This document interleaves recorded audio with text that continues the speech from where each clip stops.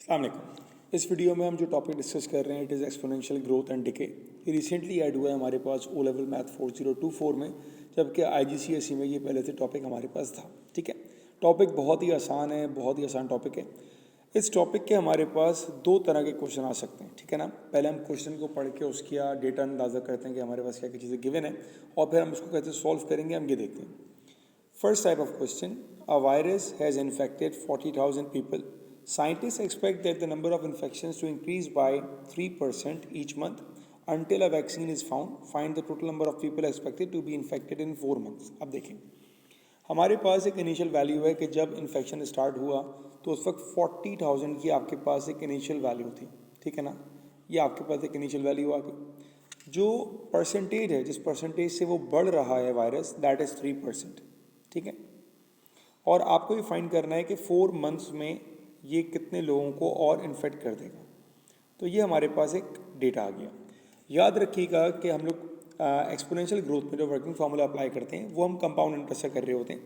जो फार्मूला होता है हमारे पास, amount is equals to principal 1 plus R divided by 100 to the power n।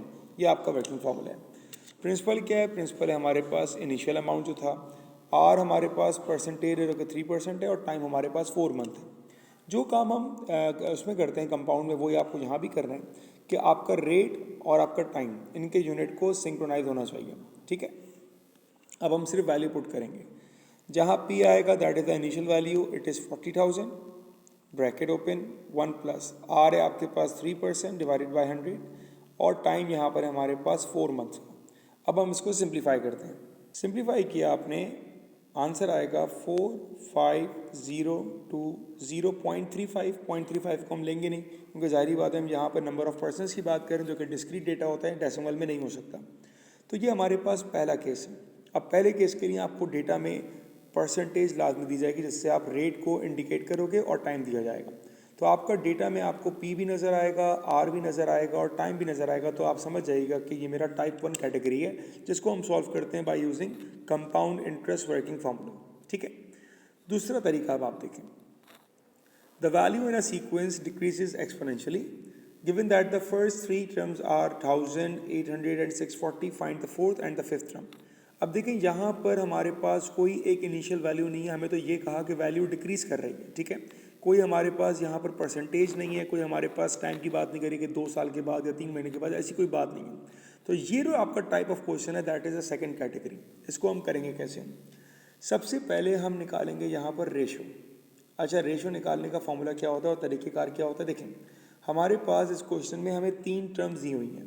पहली टर्म है हमारे पास 1000, दूसरी हमारे पास है 800, तीसरी हमारे पास है 640। रेशो निकालने का हमारा वर्किंग फार्मूला है T2 अपॉन T1। मतलब जो T2 है वो T1 से डिवाइड कर दें आप, या फिर आप ये भी कह सकते हो T3 डिवाइडेड बाय T2, या फिर आप कह दो T4 डिवाइडेड बाय T3, और ये चलता रहेगा।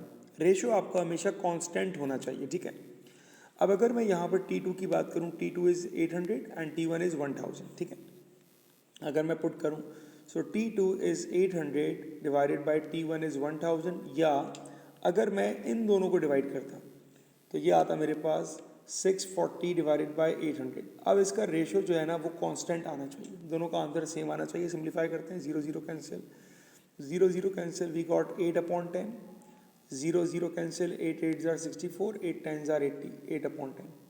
तो हमारे पास रेशो सेम आ रहा है, दैट इज़ 4 अपॉन 5। जब रेशियो हमारे पास सेम आ गया तो हमें समझ में आ गया कि ये जो कैटेगरी है हमारे पास, ये इस कैटेगरी का क्वेश्चन नहीं है। मतलब यहाँ पर अब हम ये फार्मूला अप्लाई नहीं कर सकते। अब इस कैटेगरी को हम क्या कहते हैं? हम इसको ऐड में ऐसे पढ़ते हैं, under the name of geometric progression, जिसको हम शॉर्ट फॉर्म यूज़ करते हैं GP। आपको इसका एक फार्मूला पता होना चाहिए, TN is equals to ARN minus 1। ये फार्मूला आपको पता होना चाहिए, बहुत सिंपल है। अब यहाँ पर A क्या है? A is the first term. ठीक है, जो भी पहली टर्म होगी वो हमारे पास A बन जाएगी। R क्या है? R इज़ द रेशो, और रेशो क्या होता है वो मैंने आपको निकालना यहाँ सिखाया था। अब हम सिंपली वैल्यू पुट करेंगे। A की जगह क्या आ गया? A the first term that is 1000। R क्या है? R is 4 upon 5। अब ये N क्या है? N is the number of term. अगर हम बात कर रहे हैं फोर्थ टर्म की, इसका मतलब है कि n की वैल्यू हमारे पास हो जाएगी 4, तो n is number of term, ये होता है n। तो n की जगह आ जाएगा 4 -1, ये -1 हमारा फॉर्मूले का है, n -1 था, 4 -1 आ गया, और ये आ गई हमारे पास हमारी फोर्थ टर्म। इसको हम सिंप्लीफाई कर लेते हैं, 4 divided by 5 to the power 3 multiply by 1000, तो ये आपके पास फोर्थ टर्म आ गई 512, ये आपका आंसर आ गया। ठीक है, अगर आपको इसी तरह फिफ्थ टर्म निकालनी है, सबसे पहला काम हम फॉर्मूला अप्लाई करेंगे, T N equals to A R N -1, formula वही है, ए आपके पास वही है 1000, आर आपके पास वही है 4/5, लेकिन अब जो n होगा n चेंज हो जाएगा, क्योंकि हम बात कर रहे हैं फिफ्थ टर्म की, T5 की बात कर रहे हैं, तो ये आ जाएगा 5 -1, और अब हम इसको सिंप्लीफाई कर लेंगे, 4/5 to the power 4 multiply by 1000, ये आपके पास आंसर आ जाएगा 409.6। टॉपिक को हम कहते हैं एक्सपोनेंशियल ग्रोथ एंड डिके। ठीक है ना, ये आपके दो वर्किंग फार्मूला थे जो मैंने आपको बताया, एक मैंने आपको बताया केस 1 का जो हमारा सिंपल कंपाउंड इंटरेस्ट का फार्मूला था, और एक केस 2।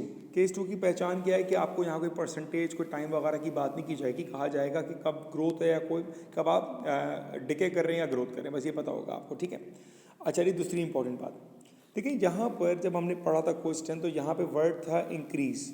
जब इंक्रीज होगा तो हमारे पास यहाँ पर प्लस आएगा, अगर ये डिक्रीज होता तो हम यहाँ पर साइन की जगह माइनस यूज़ कर लेते। ठीक है, ये मैंने आपको बताया इसके दो केसेस। अब इसके कुछ पास्ट पेपर से क्वेश्चंस हम ट्राई करते हैं।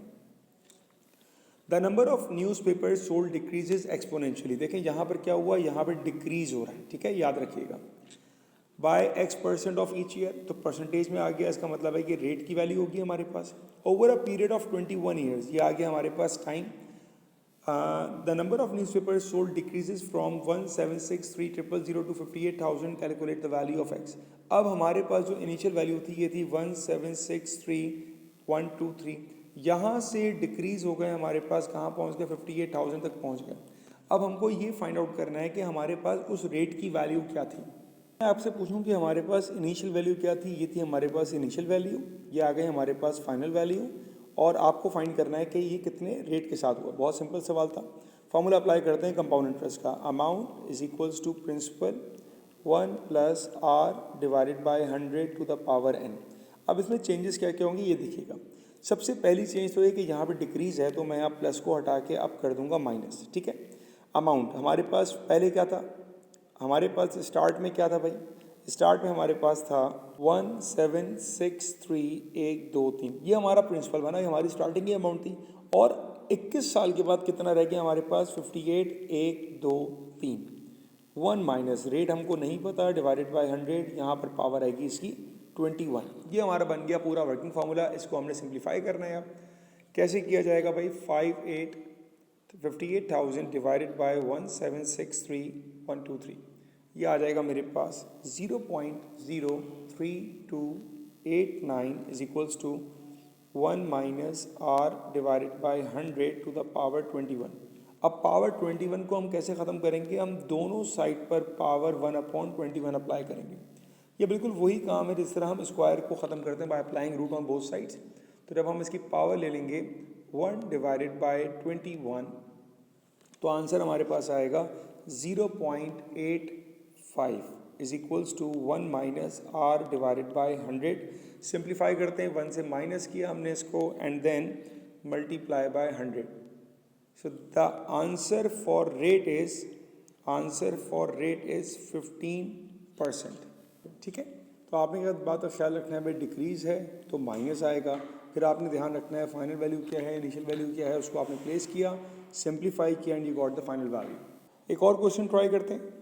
In a city the population is increasing, अब यहाँ पर इंक्रीज कर रहा है exponentially at a rate of 1.6% per year.